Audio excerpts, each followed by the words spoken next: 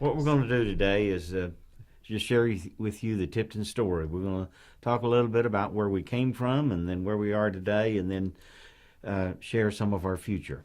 Tipton originally started in 1921 in Canadian Texas. We had the distinction of being the oldest children's home affiliated with the Churches of Christ west of the Mississippi River. And how this all started was there was a family there in the church that had 5 children, and their mother died. And the church felt like they just knew they needed to do something about all these kids. And an older couple in the church said we could take the kids in and take care of them if the church would help us, and that was agreeable. And so 4 children moved into this house. But then word got around that there's a place for kids that needs a good home, and they got up to 20 children in that house. Well, at that point, they knew they needed to do something different. And you see on the screen the building that had been a private academy. It was abandoned, owned by the city of Canadian Texas, and they agreed to let the church use this as a children's home. 18 children moved into the home, and everything looked real good, but they had a way of thinking that they didn't want to say no, the church there, to any children that needed a home. And it wasn't too long, about a year, and there were 70 children. There was plenty of room for the 70 children, but then the city said, we don't want you to use the building anymore. And that's when the home moved to Tipton, Oklahoma in 1924. I want to introduce you to Brother Saul and Maggie Tipton. You see Brother Saul's picture here. He and Maggie had a compassion for homeless children. Maggie had been raised as a orphan girl, and she had 2 siblings, and they really weren't raised by anyone. They just in the fall pick cotton and have a place to stay in different times of the year. But after she was educated, she married Brother Saul, and they had a passion to take care of homeless kids. And Brother Saul was instrumental in raising money for the home when it was at Canadian Texas. They had a real nice farm there in the Tipton Valley, and they decided that they would donate 80 acres of their farm to have a children's home constructed. And you look up at the top, you see the building that was constructed. The center part was used for offices, and the wings were used for dormitories. They had a large one wing, and all the boys was in it, and the other one, all the girls were in it. Down at the bottom, you see a picture of this same building taken about a year ago. It's still in use today. It houses our administrative offices, tutoring classes, relief house parent cottage, a recreation room, and guest rooms. And when I met with the board, they asked me to come visit with them 2 years ago about taking this responsibility. There was a couple of things they asked me to do, and one of them was to thank the people that have been supporting this work with your prayers and financial support for so many years. And so thank you for all the support that you've been given. And if they call you, you tell them Brother Don thanked us. And the other thing they asked me to do is that we'd really like to get to know the good folks that's been supporting us. In many cases, we get a check regularly, but you are invited to come. We have a place there for guests to spend the night. If you come on Thursday, and then that's the night we have our all-campus devotional, and you'll enjoy being with the kids. They sing by the letter principle. They just open their mouth and let her fly. So we look forward to you coming and visiting with us. Talk about our support for the home, financial support. We receive no state or federal aid. Now we're kind of unusual in this kind of a ministry, and there's a couple of reasons why that we do that. And the first one is, wherever state money goes, state control goes. And our vision is to bring these children up in the nurture and admonition of the Lord, and we have fewer restrictions because we do not receive any money at all. But there's a second reason that we do that, and that is, you read in the Bible, and passages like the 25th chapter of Matthew where Jesus describes judgment, and he said, I was hungry and you fed me, and I was naked and you clothed me, and I was sick and you visited me, and they said, "When, Lord, did we do this?" And he said, "When you did it to the least of these, my brethren, you did it unto me." That includes a lot of folks, but it certainly includes homeless children. And then a passage like the James 1:27 that says, "Pure religion and undefiled before God the Father is this, to visit the fatherless," that is, to nurture the fatherless and the widows in their affliction, and keep themselves unspotted from the world. So the Lord has laid upon God's people the responsibility of taking care of children in need, and we don't want to take it off the shoulders of you and put it to the government. Our support comes from churches like this one and from individuals. Actually, at the end of the year, when we look at the income, we have about the same. Individuals that send money, and we total all of that up, and churches. And then a third area of support is, in a sense, we're self-supporting. From the very beginning, there have been generous people that have made generous contributions, sometimes in their will or their estate. And so we have a foundation and an endowment. And the income off of that also goes to take care of the kids and to operate the home. Now, we try not to have to use any of the principal. The last 2 or 3 years where the income, as you know, if you have CDs down at the bank, is not very good, well, we have had to use some of the principal. We also have 7 farms. And I don't know how many of you have been down to Tipton. This may be the first time since I've invited you. But we're just less than 10 miles from the Red River. It's where the North Fork of the Red River goes into the Red River. And we raise cotton. And so the income from that goes in the cattle and that thing in supporting this work and ministry. So while y'all's praying for the kids and our work down there, pray that we'll have a good cotton crop, because that's going to help us out too.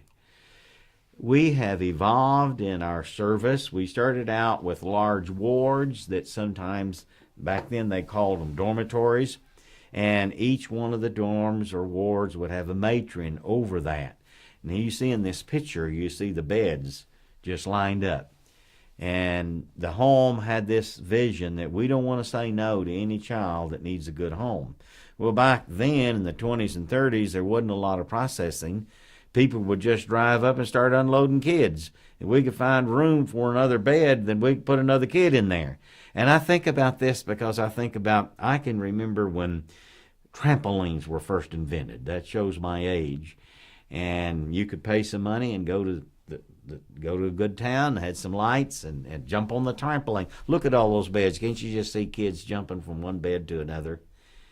Well, we, in the 50s, we changed, and we began to have individual cottages, which each one of them had Christian couple as house parents. And the reasoning for that is we just believe this was less institutional and be more like a family environment. Our vision in the future is to put more of our children in Christian home placement. What do we mean by that? That just means that Christian families become committed to saying, we'll raise one of these Tipton kids, or maybe 2 of them if they're siblings especially. Right now, we began this 2 years ago, and we have 7 children that are placed in Christian homes. Well, why are we wanting to do more of that? Well, there's 2 reasons. The first reason is we believe that's the best possible place for a child to be raised, the least institutional. We believe that's a step forward in providing a Christian home for these kids. And there is a second reason. It's good stewardship. And all of us need to be careful about money, and money is tight now. I know it is in the churches, and it certainly is down there at the Tipton home. We could actually take care of 4 or 5 children, even though we provide the financial support for the child, placed in Christians' homes on what it takes to take care of one there on campus. One of the things, we got 7 placed in homes. That's about what we put in a house. So we've saved building a house and taking care of a staff and all of that. And so it's a good place for the child to be raised, and we can take care of more children. And so that's our vision for the future. We'll most likely always have the campus. There are some children that couldn't be placed that way. In many cases, a child needs to be there a while before they're placed in Christian homes. The oversight of the home, the board of directors, are the elders of the Tipton Church of Christ. This has been so ever since, even back when the home was in Canadian Texas. The home is, after all, a mission of the church. Show some of our houses on campus. They might look like a house that you live in. Could be it's a little bit bigger. We try to put 6 to 8 children in each one of the cottages, and you can see some of the bedrooms that the children would be in. On campus, our children apply for and work at various jobs. We don't give our kids a spending allowance, but they have an opportunity to go someplace to work. The original campus of 80 acres is now 120 acres, and most of the kids like to work. Some of them like to work a little bit more than others, and they just make more money. And their income from their job, there'll be a conference with their house parents. A savings account is started so that when they finish high school, and we still have oversight of our children even when they're 18 and they graduate from high school. I mean, after all, do you say goodbye to your kids and grandkids when they turn 18? But they'll have some savings there for if they're going to college or VOTEC or whatever direction they're going to go. And also, they'll have spending money, and then they'll have money to put in the collection when they go to church. I call this our beautiful rainbow of children. It reminds me of the song we sing at church. Jesus loves the little children, all the children of the world. Red and yellow, black and white, they're all precious in his sight. We've got all the colors of the rainbow in our kids there at the home. All of our school-age children attend Tipton Public School. We have a close relationship with the school. We need the school, but the school needs us too. When you come to Tipton, see, I'm sure you're going to come visit us since you've been invited. The sign outside our town says population 650. We have approximately 300 students in kindergarten through high school, so we're a small school. And actually the school would have closed decades ago if it hadn't have been for the home. And there in the school, many of our students receive academic awards and recognition, and we're just as proud of our kids as you are your kids and grandkids. And this shows some of the extracurricular activities that our children are involved in. We're in a farming rural area. We encourage our children to have animals. We believe that's good for a child. Also, they learn some responsibility. You know, if you have a hog that you're raising to go to be a show animal, or a lamb, and you don't feed them, they're going to let it known. And these kids will tell on each other, so you know they're learning some responsibility. And the upper part of this picture shows our football team. We play 8-man football in small schools. Since I've been associated with the home 3 years, 2 of those years we were runner-up state champions, and 1 year we were the state champs. Didn't lose a game all year. 2 of the starting 8 are Tipton Home boys, and there's other boys there from the Tipton Church of Christ. Graduation, 2013. It was a time to celebrate. Some are heading off to school, others entering the military. Of the 22 graduates of Tipton High School, 5 of them were Tipton Home kids, and 11 of them attend the Tipton Church of Christ. So our Church of Christ folks was half the graduating class of the Tipton school. Children are active in school activities and Bible camp. They'll go to Bible camp every summer, Quartz Mountain. And I tell folks, unless they're real sick, they're going to be at the Tipton Church of Christ 3 times a week. And most of the time, many times have alumni of the home that are there when I'm speaking, and they say amen. Daily we have Bible studies in each one of the cottages and devotionals, and then once a week we have an all-campus with staff and children devotional. And I'm saying that to say we are committed to do what we can. Our mission is to bring these children up in the nurture and admonition of the Lord. Another thing that the directors said to me when I visited with them says, we want you to make sure you communicate that we do not consider this primarily or exclusively a benevolent work. And what do we mean by benevolent? Well, that means you'd provide food and a place to sleep and clothes and medical care, and that's needed and that's good. But we have a broader vision, and that is to bring these kids up there in the Lord. So we're committed to that. And we've started 2 years ago encouraging the kids, along with the youth ministry there at the Tipton Church of Christ, to be involved in mission projects.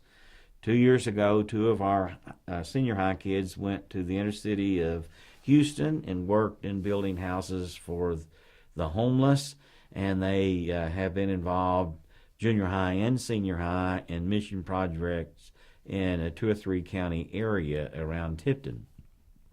Last year, May 28th, when the tornadoes came through Oklahoma City, actually there were several different days they came.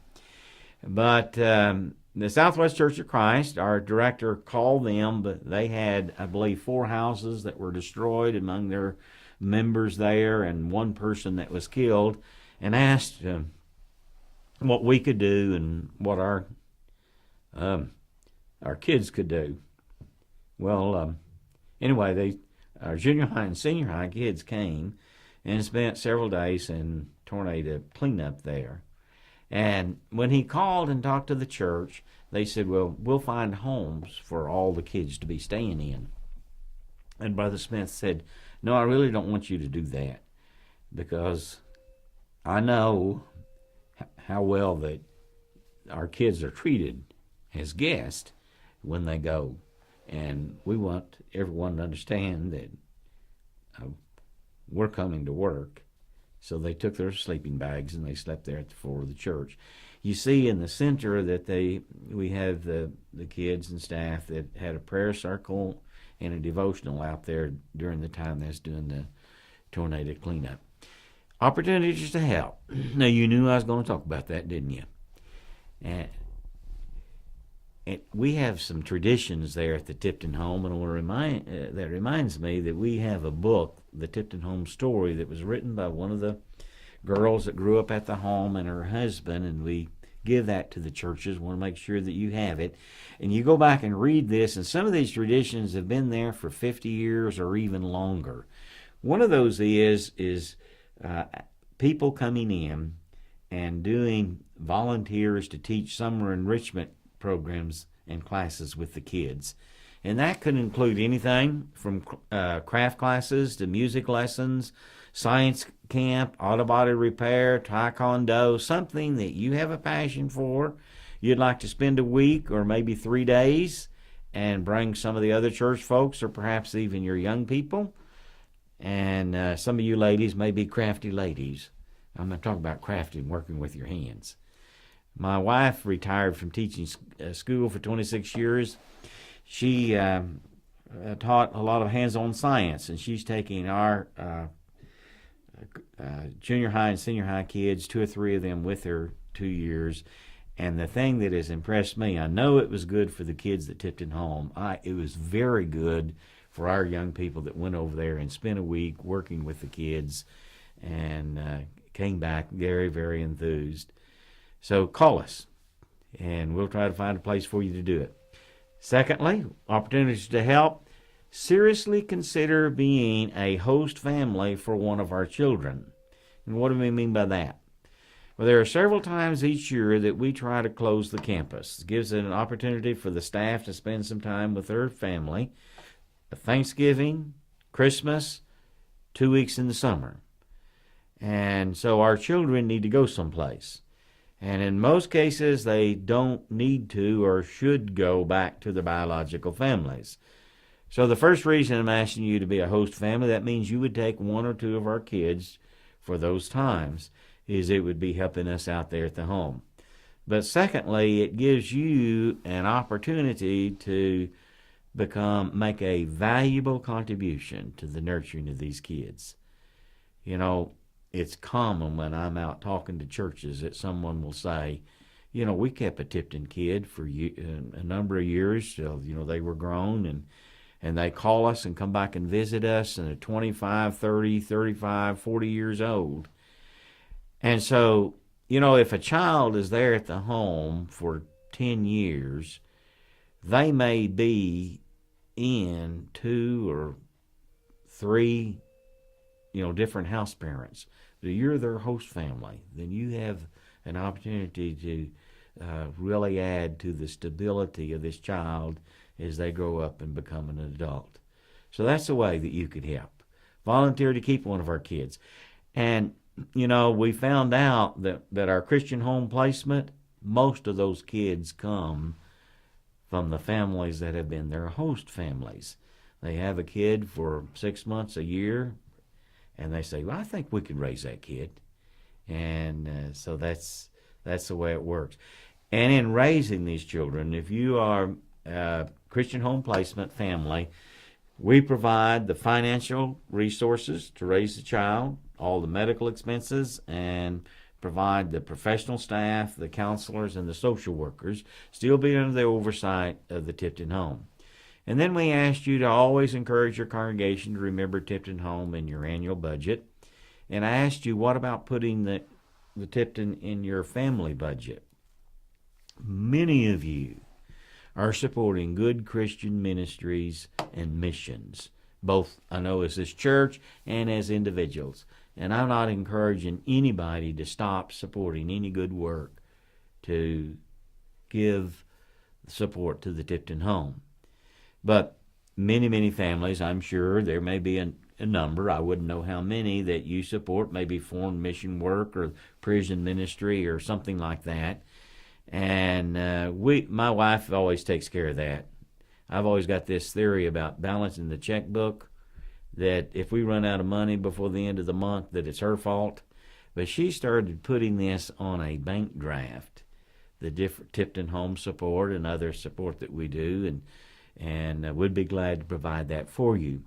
Well, I want to bring this down to a way that you could maybe understand what this might be. How much does it cost to go out for 2 people to go to eat? There's lots of places around here to eat, so it may vary, but let's qualify this. You're not going over to McDonald's and eating on the dollar menu.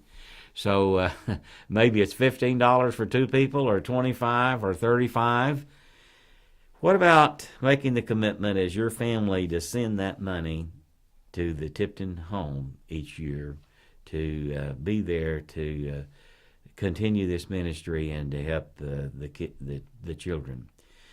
And then consider honoring a loved one at a birthday, an anniversary, or other special event by giving to Tipton Home, and an acknowledgement will be sent to them. Or what about at funerals? You know, we send flowers to funerals. And why do we do that? Well, I think we do it for some very good reasons. We want a family, people who's lost a loved one, to know that we're thinking about them during this time of loss. What about sending what you would spend on flowers to the home? And the home would send an acknowledgement to everyone that you wanted them to be sent to. And they could put it with the papers that they get from the funeral home. And this would be a benefit that would last long after the flowers fade. And I know of a number of folks that we've done that for instead of sending flowers, and the families seem extra appreciative to knowing that this money is going for that. We had the opportunity to give a presentation at Sunset School recently, and the worship leader, the song leader, is named Luke, and he gave this little story before he started the singing service. He says, you know, I've known a Tipton Home all my life. My grandmother was a little girl that came to the home, I think it was in 1942, with a little brother and a little sister. And she said she'd tell us all of these stories about the Tipton Home growing up, and had a spray bronze cotton stalk to remind her of when they'd pick cotton in the cotton fields there at the home. when she passed away, at that time, the Tipton Home had the traveling group of children that the Tipton Home singers, and they'd go around and sing for their supper at churches. And they recorded this music, and that was what was played at her funeral. And he made the statement, he says, I probably wouldn't be here preparing for mission work and ministry if it hadn't been for Tipton Home. So, I think about that, whether it's a memorial gift or whatever that you're sending. Here's a third generation that is still greatly benefiting from the support that Christian people had given. And we talked about our foundation, and most of that comes from generous gifts.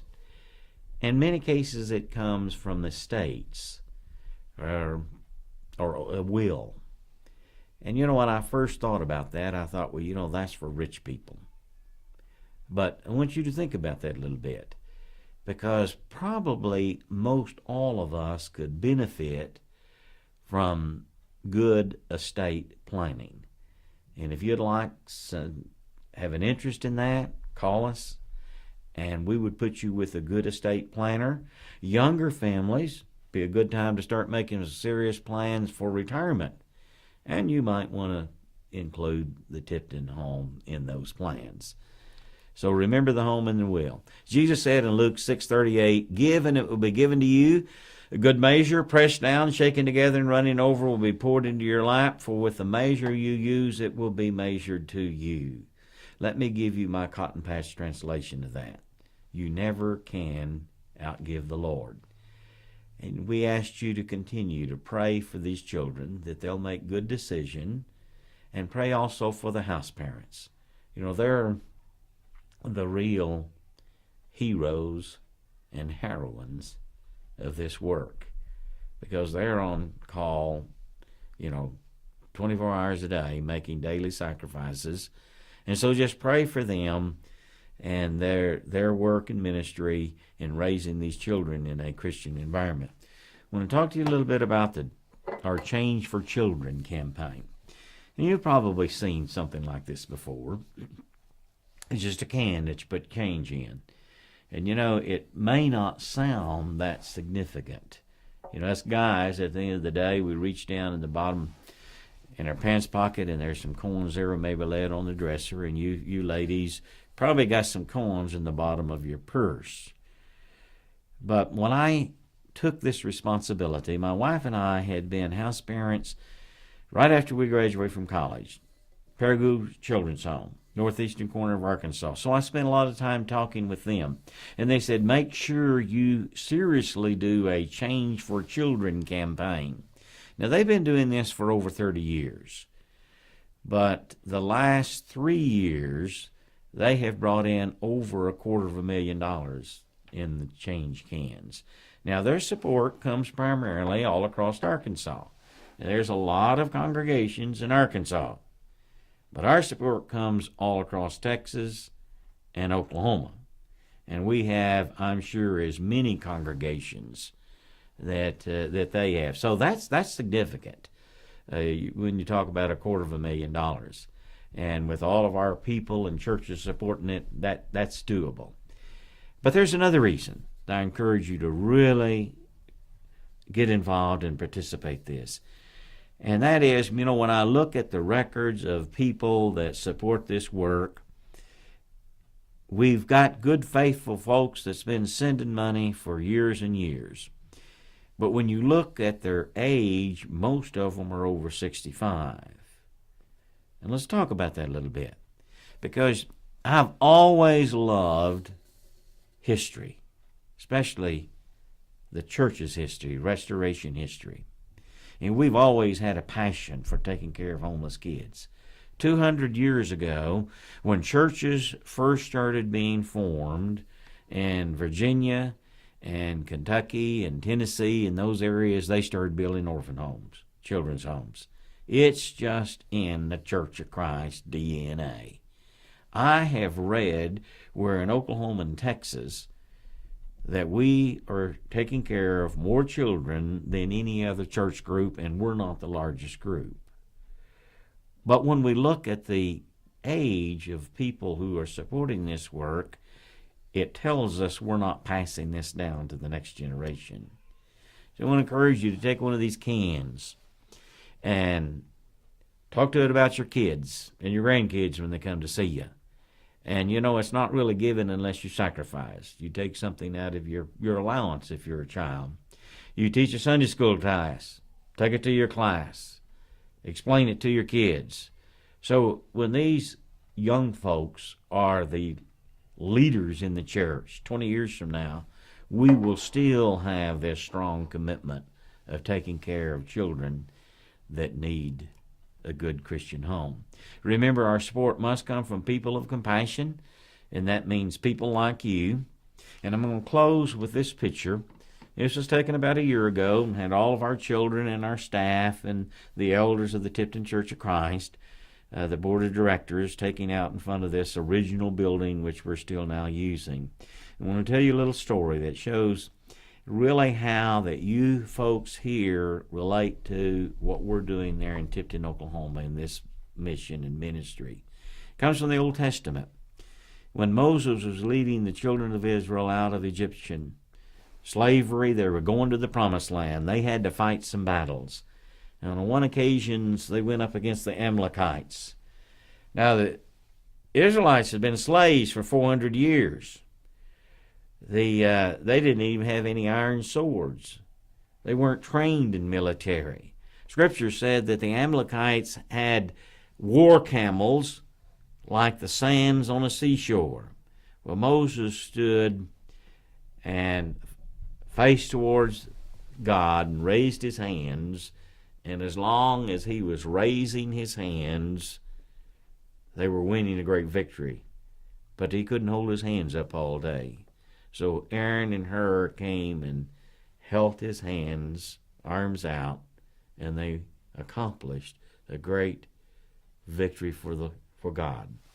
And that's where you folks fit in, because our commitment is to take in children that need a good home, need a Christian home, need an upbringing. And that's only possible as you continue to stand beside us and hold out our hands.